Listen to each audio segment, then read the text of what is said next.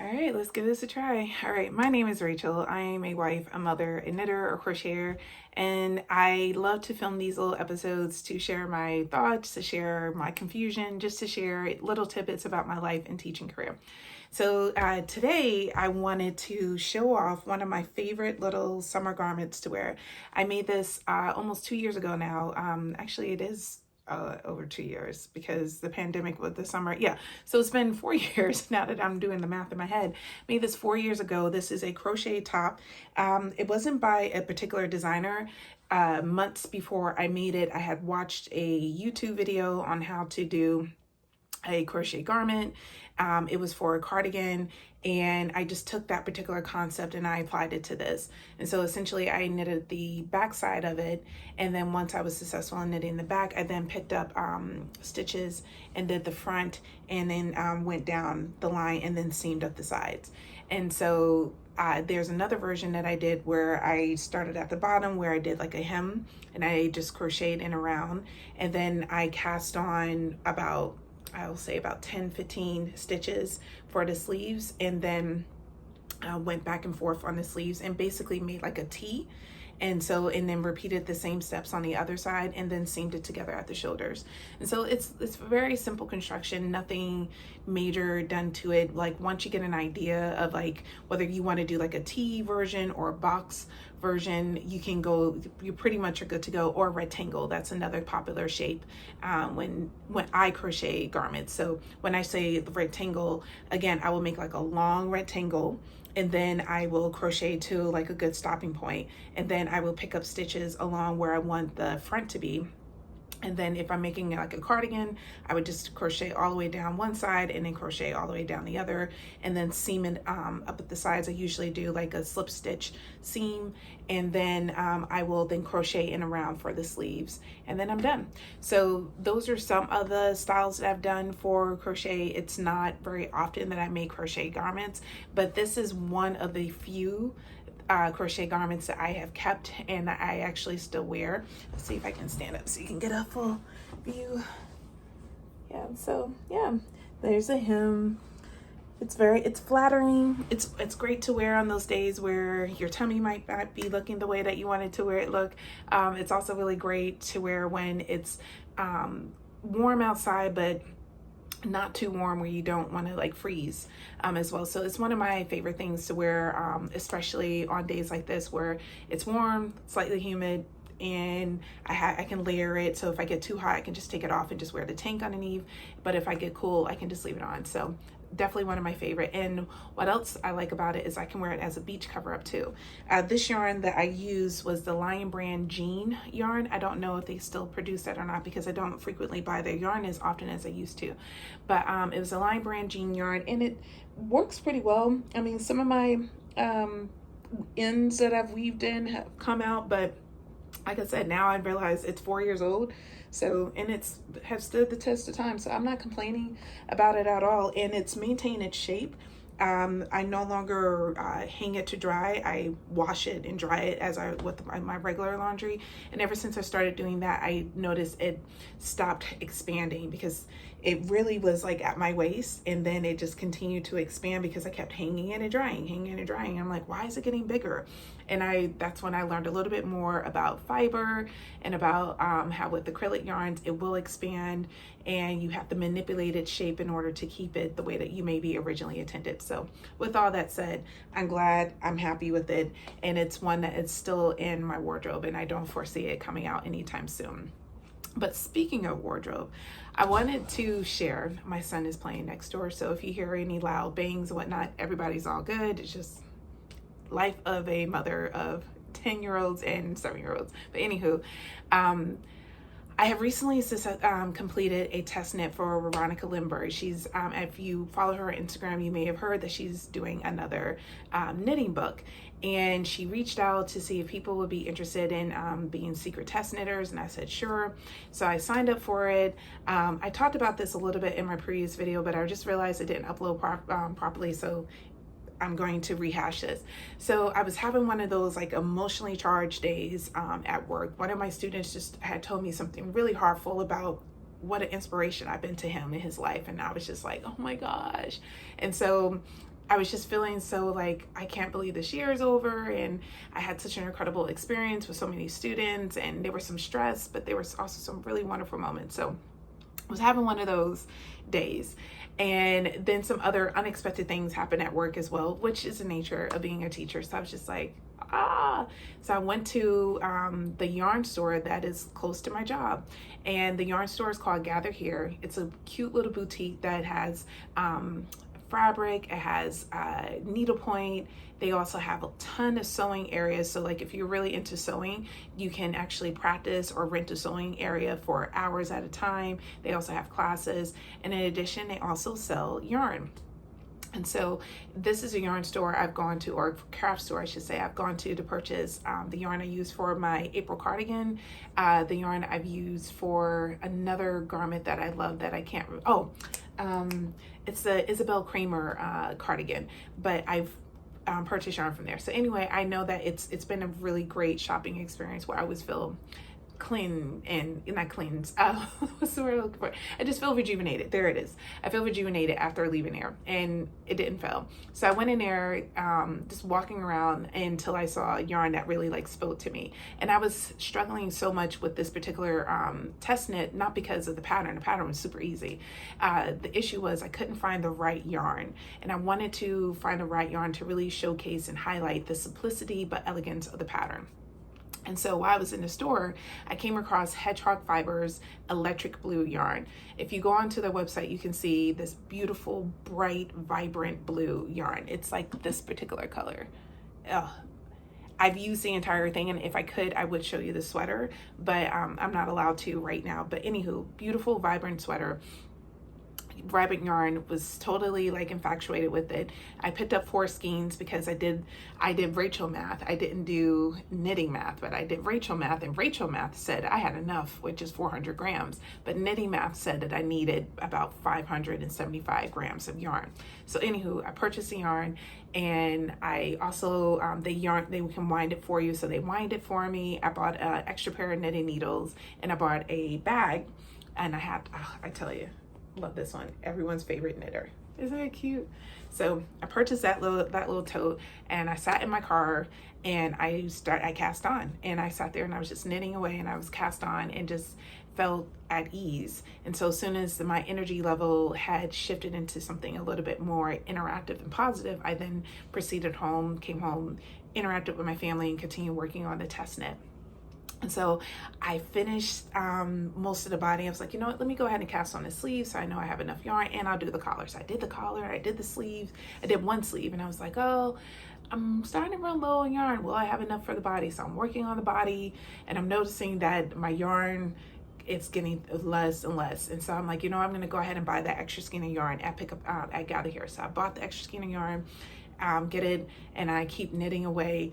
And I'm like, I'm nowhere near finished with the body. I still had like 6 inches of the body left to do, not including the hem. So I'm like, what am I going to do? Because this is a hand-dyed yarn. It doesn't have a dye lot. That doesn't necessarily mean that there won't be some variation in it. So I went on to my favorite online yarn store, Wool & Company, and I ordered 1 skein of yarn. I ordered some more Scandus yarn, and I ordered a little ball of Knitting for Olive, if I can find it. It's a Knitting for Olive cashmere compatible. It's a cute little 25 grams of yarn that I seem to have misplaced. I've only had it for, I can't find it in my stash. Seem to have misplaced. But anywho, what I'm looking for, I'm going to tell you. I got the yarn and saw that it was the wrong color. It was a completely different electric blue. And so it was more like this blue instead of this royal blue. So I'm like, okay, I can figure this out. What am I gonna do? So while I'm home, I'm trying not to have a conniption. I'm thinking like I could just frog the whole thing and start over and knit a smaller size, which I almost did.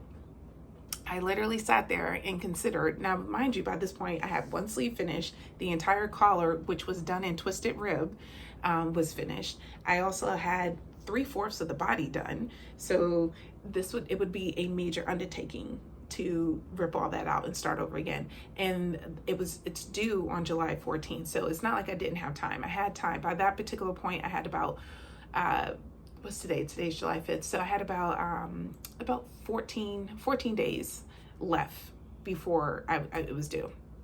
So you know how you do the negotiating with yourself, you're talking with yourself, trying to boost yourself up to do the big frog.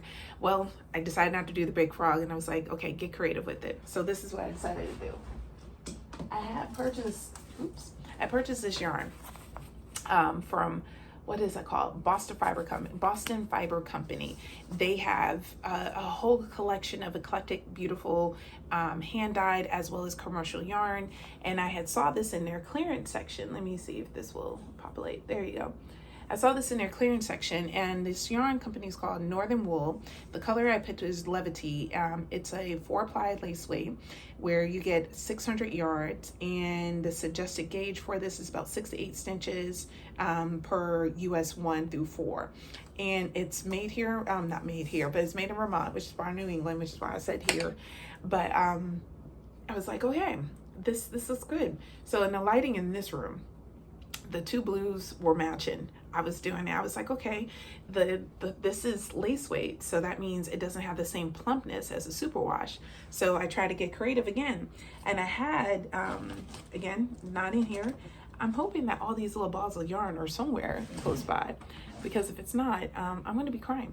But anywho, I was like, it's okay. I got this figured out. I'll just, take some superwash yarn I have that I got in the mail and hold it together with this. And so I did that, and it looked okay, but it didn't look okay, if that makes sense. So I was like, okay, Rachel, don't freak out again, because by now I'm at, I have 12 days before the test knit is due. And so, no, I had 13. So I was like, okay, you can still do something. This yarn is going to bleed. Anytime you have a hand dyed, especially this color blue, it's going to bleed. So I've reminded myself of that every single time where I was starting to have a little meltdown. It's like, just okay, keep it going, just keep going, just keep going. And I gave up on the fingering superwash yarn because I just didn't like the texture of that it was doing to the sweater. So then I realized I had a ball of double Sunday. So you can see on camera, they look almost identical. They're not. This is a little bit lighter than this. So I was like, I'm just gonna hold these two together. And holding these two together gave me more of the fabric I was looking for. So I continued to do that. I finished by this point I was working on the second sleeve, still need to do the body. And so I went ahead and did about half of the second sleeve, and then I put a pause, and I'm like, I'm just going to finish the body. So as I'm finishing the body, I'm realizing that I'm not going to have enough for a hem. And the thing is, I'm not a big fan of long hems. I know that there's some designs that have like 4 to 6 inch hems. That's not my jam. I've always preferred about a 1 to 2 inch hem. Even when I purchase my commercial sweaters, that's my preference. So that's my justification for it. The reality is I don't feel like doing the rib. Twisted ribbon can be a son of a biscuit, but I'm also doing a test knit, and I want to make sure that I'm adhering to the expectations of the pattern designer. So I went ahead and just followed the directions and finished the hem as I was supposed to, and twisted rib. And twisted rib in the round for a sweater, woo. Twisted rib is beautiful. It is beautiful, and it does great stitch definition. But if you're an English knitter trying to do twisted rib in a round, it's going to take you an hour just to go by each round. Or maybe it just takes me an hour. I don't know. It took me an hour just to go a whole round. So after that, I realized that I don't know if I have the mental capacity to keep pushing myself. So by this point, it's this past Wednesday, and I'm just like, I just want to quit. You know what, you got what you're supposed to get done, because she asked all her test knitters to get the sleeve and the body done. And I got one sleeve done and I got the body done, but I just didn't have it in me to finish the second sleeve because I was so frustrated with what the yarn was looking at. So I went to bed, no, this is Tuesday night. So I went to bed Tuesday night, all in my feelings, and woke up Wednesday with this new determination. I was like, I got this. I'm gonna figure this out. So I ended up frogging the sleeve I already have finished. I took pictures of it. I shared them with Veronica so she can see that at least the body and the sleeve was finished. So if she needed that, she could have it. Plus, I already given feedback on the pattern, as did most of the test knitters. It wasn't anything major to talk about with the pattern. It was really well written. It was just a little nitpicky things, really, in terms of the feedback. So anywho, it's like, I'm just gonna do it. So I frogged, the sleeve up until the same point of my second sleeve, and then I did helical knitting. So I did helical on both sides, so I would do 5 rounds on one sleeve and then go 5 rounds on the other, and I kept taking about 10 grams off of what I frawled and putting them into both sleeves, and then using these two as the other arm, and it finally got the length I needed, and it looked so good. I was like, why didn't I do helical knitting from the beginning? That's all I needed to do was helical knitting. So I ended up finishing both. They came out gorgeous, and I did the sleeves way too long because it's a drop shoulder sweater. So I'm like, what am I gonna do? I was like, you know what, it's okay. You know what? I'm just gonna have extra long sleeves. And so it came out stunning. It is one of my favorite garments right now. I cannot wait till it's cool. I cannot wait till I'm allowed to share photos of this. It is definitely one of my best projects I did, but it was also another big informing red light I have to take in consideration. I have to do a better job planning. I have a bad habit of just going in with my passion for a project and not really taking in consideration the importance of doing a gauge swatch and the importance of making sure you have enough yarn for the size that you're doing, because had I just simply followed the directions, had I just did what was expected of me, I could have successfully completed that project or realized I was running out of yarn into the helical knitting a lot sooner rather than having to do it in the sleeves. So that was a big, like I said, was a big flag. So when Veronica sent out another invitation for people to do another round of secret test knitting, naturally I applied for 2 sweaters, and I got one. I got the cardigan one because I'm not a really big lace knitter, so I'm okay with not being picked with that one, like 100%.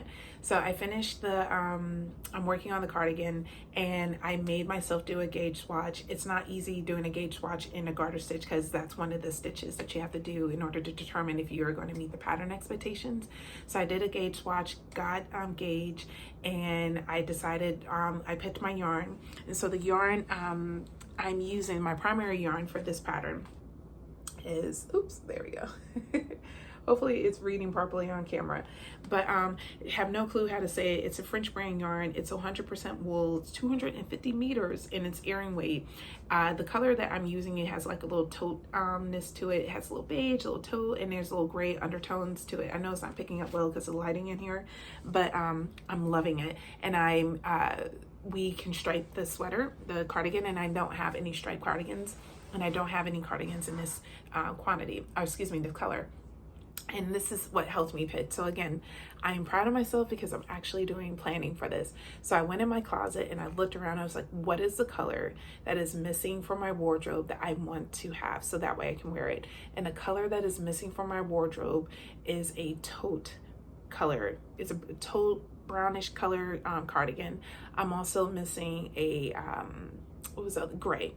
I have either outgrown my 3 gray cardigans, and so I'm like, it's time to do it.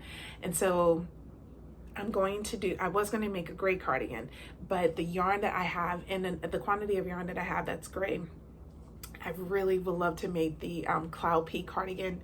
I've been talking about this cardigan with myself, probably with y'all as well, and I really want to make it. I did not get stitch gauge the first few times I cast on, but I was able to try again, and finally got gauge by using a specific type of mohair, but then I just cast on for the wrong size. I cast on for a medium when I really should have cast on for a large because I thought it was too small.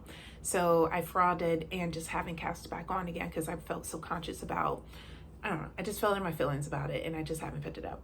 So with that said, I am going to make my gray cardigan for the Cloud Peak because it's a cable, but it's mostly stockinette, and I think it would be a really elegant piece to add to my repertoire of cardigans, especially given the fact that there's so many different changing temperatures in my classroom, and it would be ideal, like it would be perfect. So I'm super excited about that. And the best part is that I'm not going out and buying any more yarn, which is a segue into what next I want to talk about. So I went on to this new app called Temu, and it's not super new, but it's new to me. I've used Temu only once, and I liked my shopping experience, but I haven't done anything with it since. So recently I was watching a yarn, no, a what is that called? Oh my God, what is that called? Tunisian crochet review by Tony Lipsy, and she did a review about these hooks that she got from Temu. I think it was hooks. Now I'm second guessing myself. But anywho, she did a review. I was like, oh, let me check it out. I saw it. I was like, oh, that's pretty badass. I think I'm gonna buy it. Decided not to buy it for whatever reason, just either got distracted, who knows.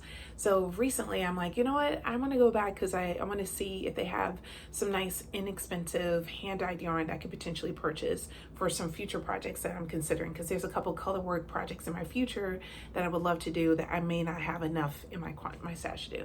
So went on Temu, found some really cute color work yarn that would be great for color work yarn, and I found some knitting needles, because who doesn't need another pair of knitting needles in their life, another set.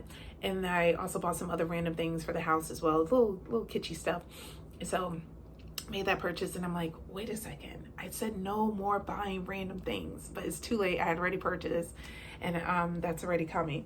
And so I am going to do my best to stick to this no buy. I'm still looking for that little ball of yarn that I recently purchased, but I'm going to stick to my no buy because Rhinebeck is slowly but surely coming up, and I want to buy yarn at Rhinebeck, and I want to go to Rhinebeck with a specific purpose. Because last year, oh, I'm sorry, just looking to see if it's in here.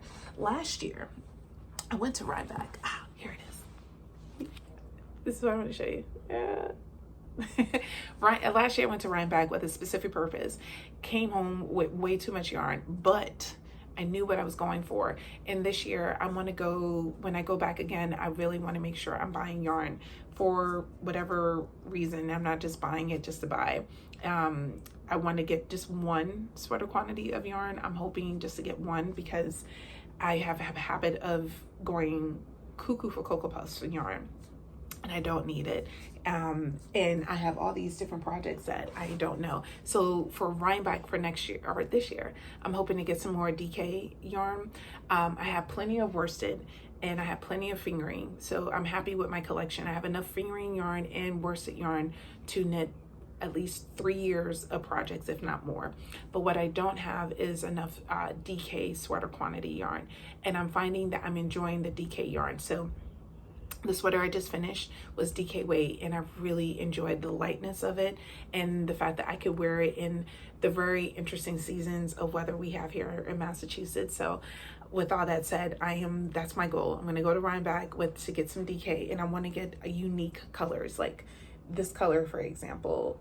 This is not a typical color I would usually get. I purchased only one ball of it because it's supposed to be 100% compatible. Yeah, it says compatible cashmere. And the reason why I selected Dusty Aqua, because I want to make another pair of penny gloves. So I'm going to make that for myself in a couple of weeks, maybe, who knows. But anywho, that's my plan for Rhinebeck. And so I'm like telling myself, like, you're not going to go crazy with buying yarn. Well, I went down a rabbit hole of podcasts, and you all know what that's like. You go on to watch a podcast, you see something that someone's made, and you're like, I want that. And your brain just doesn't let it go until you buy the pattern, buy the yarn, and you start making it. Well, that happened to me with the Jessie Mae top. And the Jessie Mae top, as you know, I'm converting into a dress.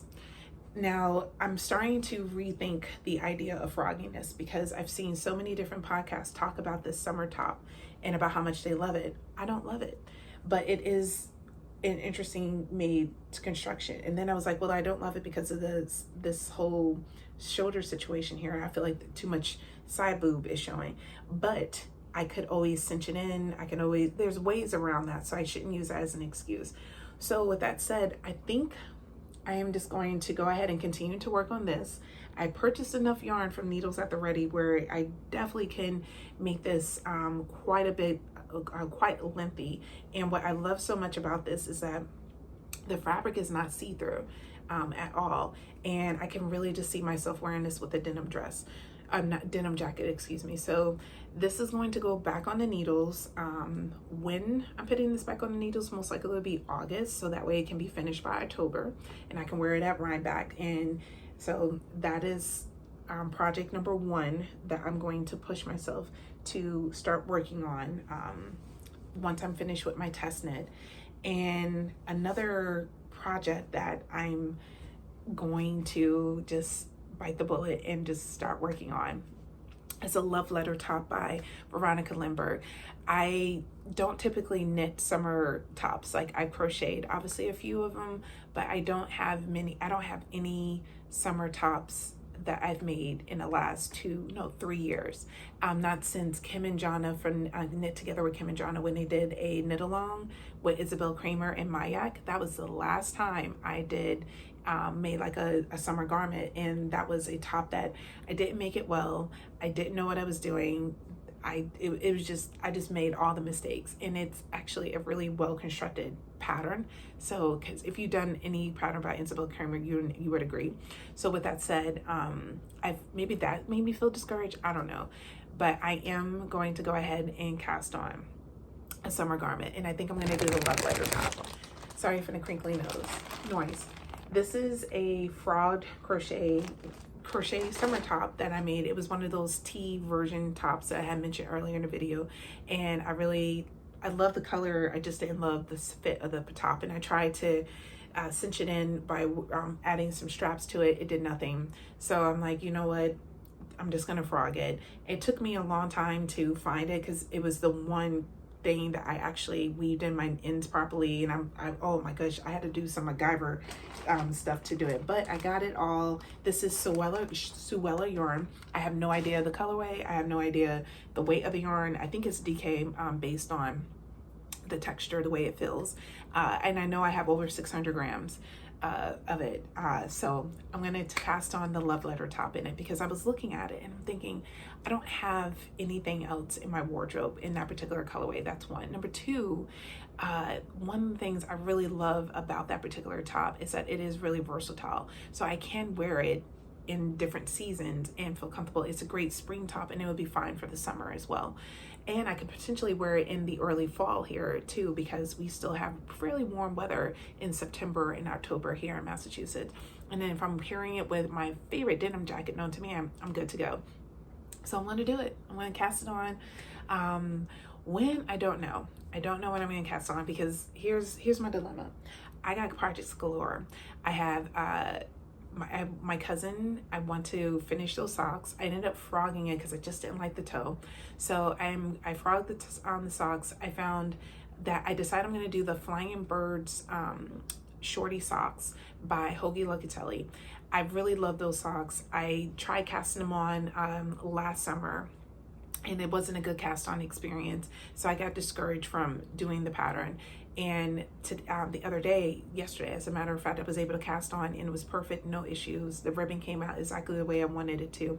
And so I only have a couple more. I actually have 2 or 3 more rounds of the ribbon left, and then I can go right into knitting the pattern. And it's a heel flap. And what I've been picking up from different podcasters, that it seems like a heel flap is really good to use, especially for gifted and more durable socks. So I'm going to do a heel flap. I'm going to make those and then send them, because my goal is to send them to her before her daughter's birthday, who's my deceased cousin.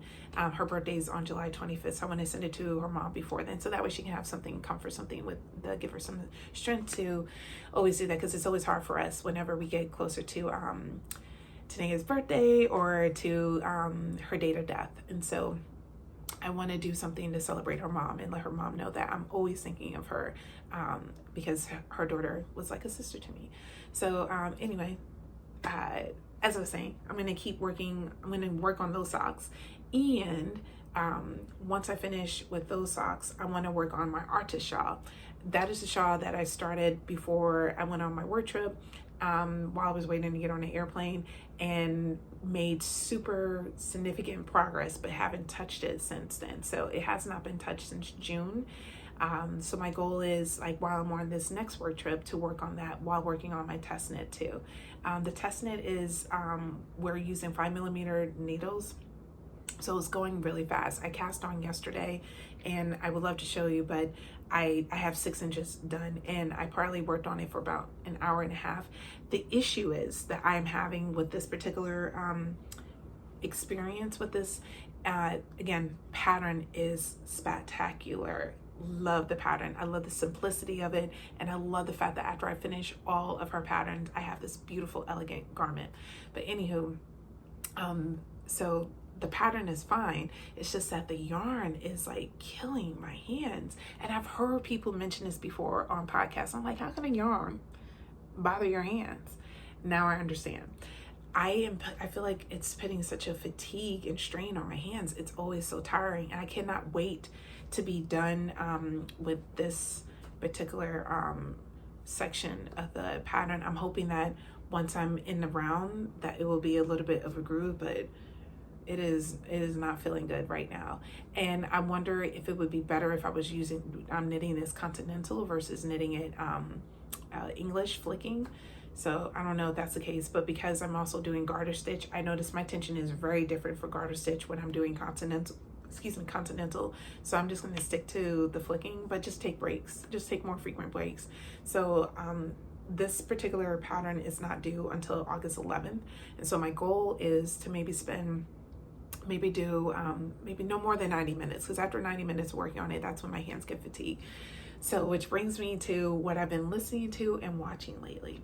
So because I'm so engaged with this particular test knit, it is, like I said, a very simplistic pattern, and I'm really enjoying it. And I have 2 finished objects on my repertoire. My first obviously being the first test knit, but my second is this beautiful blanket for my nephew. My sister-in-law's sister, who is like my sister as well, she just had a baby boy. His birthday was on May 30th, and I obviously sent a gift card, but I wanted to make him his own blanket because I made one for his sister and I made one for all his cousins, so he deserves one too. So I went to Michael's and I saw this beautiful, those little carrot cake yarns, and they have this rainbowy color, and I'm like, oh, I love this. And it's gender neutral, so I don't, because at the time we didn't know whether he was a boy or girl when I purchased the yarn. So I made it, and by the time I started it and I finished it before it was born, I was going to give it, but I felt it was too small because I had only used 1 cake, and with 1 cake you get about over 500 yards of yarn, but it just didn't feel like it was big enough. So I definitely had to do some hard work because the Michaels that I purchased it from closed. So I had to go to another town to find it. And then I had ordered it online because I only had like 1 or 2 cakes left. And then they couldn't find my order. And so I had purchased another cake of yarn that did not match the quality of yarn, because this is a very interesting texture. It's an interesting, it's very tightly spun acrylic yarn. So whereas the other yarn that I purchased, it's not as tight, but this is super tight, which gives it a much richer, more vibrant color, and it's definitely softer. Like this is like baby soft. She can wash this and dry this, and it's gonna instantly, oh my goodness, it is definitely going to be a fan favorite. She can use it as a little tummy time rug. She can use it as a blanket, as a car blanket. Like this is definitely going to be very frequently used. This is definitely one of my best baby blankets that I've done, or in a long time. It's been a while since I've done something of this quality. So anywho, they finally found the yarn, finished it, was loving it. And I'm like, oh, I need to finish it because my brother-in-law is coming over tomorrow to play video games with my husband. So I'm like, I need to finish it before Saturday. So I put on The Handmaid's Tale. Now, years ago, when I was leading a school, one of my teachers wanted her students to read The Handmaid's Tale. So I read the book and I was like, okay, I get it. It's pretty interesting. And everyone and their mother kept telling me, including my students, was like, oh, Miss G, you need to watch the show. It's so good. It's so good. I was like, yeah, I'll check it out. Well, another round of folks have been telling me to watch the show. And I think it's most recently because of some of the current political things that are happening here in the United States, with some of the more extreme political views and how people become a little bit more combative with each other based on their ideology. So a friend made a recommendation. I was like, you know what? I got this time. I need to finish this blanket. I need something mindless to engage with while I finish it. I got hooked. I'm just crocheting away and I'm like, oh, it's so engaging. I got on episode 4. I woke up at 6 something this morning, made myself a cup of tea and a muffin, and I sat here and just crocheted away and finished this blanket by 9 o'clock, and was on the episode, and I was like, oh, I don't want to stop. So I kept watching it and weaved in all my ends on the test knit sweater. And I was like, dang, I don't want to turn it off because it was so good, but I had to, because by that point all my sons had woke up, and I was like, I need to get my day started. And but it's a very engaging show. I'm enjoying it so far. I'm still in the first season. I'm only a couple episodes in, but I'm definitely invested. I want to see what's going to happen next. So I'm watching that, and I'm listening/reading the Children of Blood and Bone series. I was introduced to this series about a year and a half ago. Fell instantly in love. I started the series listening to the audiobook and thought it was magnificent. The woman who's a narrator does a phenomenal job of varying her voice in order to take on the persona of these different characters. She really does a great job of helping her voice and the way she's doing this narration. I can totally envision the scenes that are happening in the book. And although I've read the book, both the first two books already, I'm getting like, I'm all tense, like I don't know what's gonna happen. I'm like, you know what's gonna happen, Rachel, calm down. But it's still very, very intense. And so I have 3 hours left in the second book to read, and I've already pre-ordered the third book, which was delivered to my Audible.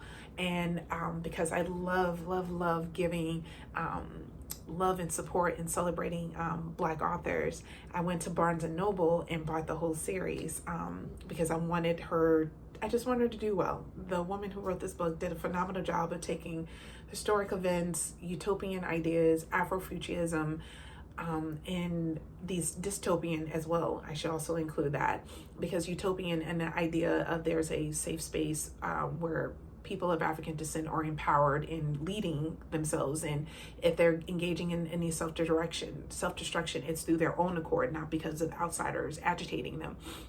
So it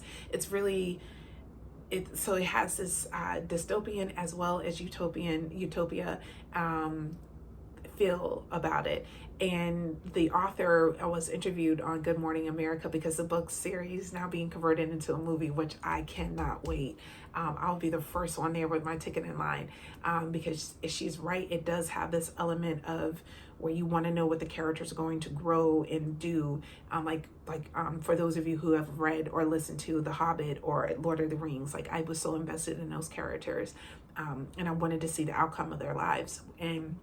But it also has this this competitive age to it, and this feminine empowerment, but this challenges that as young women that you experience when you're trying to attain your power and maintain your power, attain it and maintain. And so it has like the little Hunger Games to it as well. But it's well written, excellent story. Nothing like, I have never read anything like it before. And I'm sure there are other authors out there as well, but this is just one of those. It's very few books where I can gush on for hours about this particular series. What is another series that I love? Oh, obviously Hunger Games.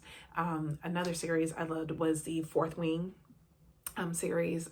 So far, I really just got into that one. I thought Rebecca Yarros did a really good job of creating such character building scenes where you're just like, you can see what was happening and how that's impacting the characters. It was so dope. So loving what I'm listening to / reading right now. Definitely enjoying what I'm watching. I will have to take a break from both because next week I will be traveling again for work, and we'll be working. Yes, I'm a teacher, and yes, I work over the summer. Yes, most teachers do work over the summer. If we're not working, we're doing professional development. Contrary to the myth, we're not sitting on the beach chilling like a villain like we wish. We take maybe 1 to 2 weeks for a break, but otherwise we are working. There are a few of us who can go out there, just teach for 9 months and then enjoy the entire summer, but most of us can't. Most of us can't. Most of us have to, especially depending on what state you live in. Some states require you to do additional professional development in order to maintain your license. So I live in a state that requires you to do additional professional development, which you can do during the course of the school year. But I love to do my PD during the summer because usually I have more time to be invested. It's hard to do PD during the school year because you just get distracted by the things that you have to do as a teacher. But anywho, So I'm going to take a break from my viewing pleasure, and I am so proud of myself. I have not done any work from Wednesday because I'm a little bit of workaholic. I can admit it. So from Wednesday till Sunday, I'm not gonna do, okay, I'm lying, to Saturday, I'm not gonna do any work. I'm not gonna check my work email or, okay, I'm lying. I'm not gonna respond to any work emails, and I'm going to wait until Sunday until I start doing more work again. I'm gonna give myself a break. I'm excited. So for my break, I'm gonna clean up this mess that I had made on the floor because I had made a little bit of mess trying to find this little bitty ball of yarn. But it's so cute and it's so soft, and apparently one little halo of this will make one pair of penny gloves. So I'm going to go ahead and cast it on, and if I should run out, I do have some other thread lace type yarn that I can ooh, stripes that I can also do too. So I got that, and I'm going to put that in a proper location, not in just a random spot. So I'm excited about that. I'm going to put this somewhere where my husband and brother-in-law can find this, because I may not be home when he comes over, and just in case I'm not home, I want him to have access to it. And then I'm going to decide if I'm going to cast on another project. Although I do have one, I have the Artist Shaw, I have the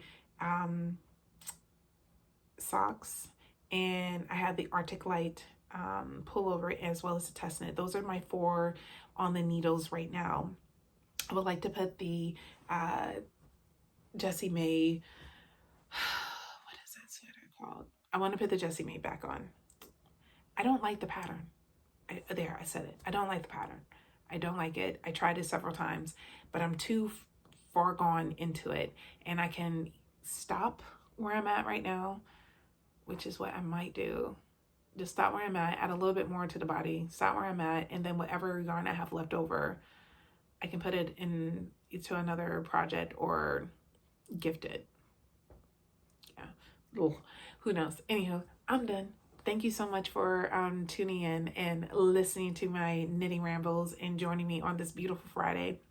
I hope you are well. I hope you are safe. I hope you are enjoying beautiful weather, your beautiful self, and your beautiful garments. Thank you so much for listening. Have a wonderful day.